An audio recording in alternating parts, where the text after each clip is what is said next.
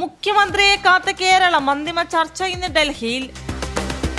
ഇറാനുമായി നിലവിലുള്ള വെടിനിർത്തൽ അങ്ങേയറ്റം ദുർബലം, ഏത് സമയം അവസാനിക്കുമെന്ന മുന്നറിയിപ്പുമായി ട്രംപ്. തെരഞ്ഞെടുപ്പിലെ കനത്ത തോൽവി പരിശോധിക്കാൻ CPM സംസ്ഥാന നേതൃയോഗങ്ങൾ ഇന്നു മുതൽ. നീറ്റ് ചോദ്യക്കടലാസ് ചോർന്ന സംഭവം 5 ലക്ഷം മുതൽ വിലയിട്ട് കച്ചവടം, അന്വേഷണം കേരളത്തിലേക്കും. തെരഞ്ഞെടുപ്പ് ഫലത്തിൽ തൃണമൂൽ സുപ്രീം കോടതിയിൽ. 90 ലക്ഷം വോട്ടർമാരെ ഒഴിവാക്കിയത് ഫലത്തെ ബാധിച്ചെന്ന് തൃണമൂൽ.